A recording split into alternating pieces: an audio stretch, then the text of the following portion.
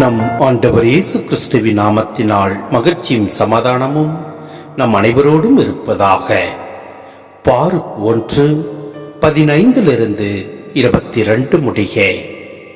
அப்பொழுது நீங்கள் சொல்ல வேண்டியது, நம் கடவுளாகிய ஆண்டவருக்கு நீதி உரியது. ஆனால் நமக்கும் யூதாவின் மக்கள், எருசலேமின் குடிகள், நம் அரசர்கள், தலைவர்கள், குருக்கள், இறைவாக்கினர்கள், மூதாதையர்கள் ஆகிய அனைவருக்கும் இன்று போல தலைக்குனிவுதான் உரியது. ஏனெனில் ஆண்டவர் முன்னிலையில் நாம் பாவம் செய்தோம். நம் கடவுளாகிய ஆண்டவருக்கு நாம் கீழ்ப்படியவில்லை. அவரது குரலுக்கு செவிசாய்க்கவில்லை. அவர் நமக்கு கொடுத்த கட்டளைகளின்படி நடக்கவும் இல்லை.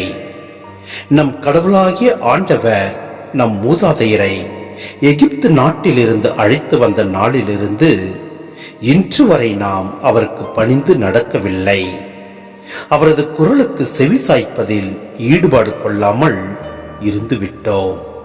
ஆகவேதான் பாலும் தேனும் வழிந்தொடும் நாட்டை நமக்கு கொடுக்கும் பொருட்டு எகிப்து நாட்டிலிருந்து நம் மூதாதையரை ஆண்டவர் அழைத்து வந்தபோது தம் அடியாரான மோசே வாயிலாக அவர் அறிவித்திருந்த கேடுகளும் சாபங்களும் இன்று வரை நம்மை தொற்றிக் கொண்டுள்ளன.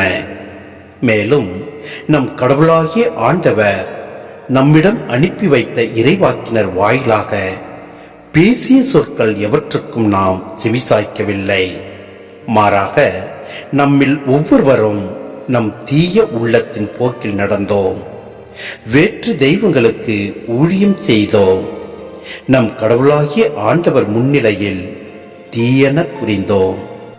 சிந்தனை. ஜெபத்தின் முதற் பாகம் பாவ அறிக்கை. இங்கு இறைவன் கடந்த காலத்தில் செய்த நிகழ்ச்சிகளையும் செயல்களையும் நாம் காண்கின்றோம். யூதாவில் வாழும் மக்கள் உடன்படிக்கையை மீறினார்கள். அதன் பொறுப்பு அவர்களையே சாரும். ஆண்டவர் முன்னிலையில் பாவம் செய்தோம் என்பதும் எருசலேம் வாழ் மக்களின் கூற்றாக வருகின்றது.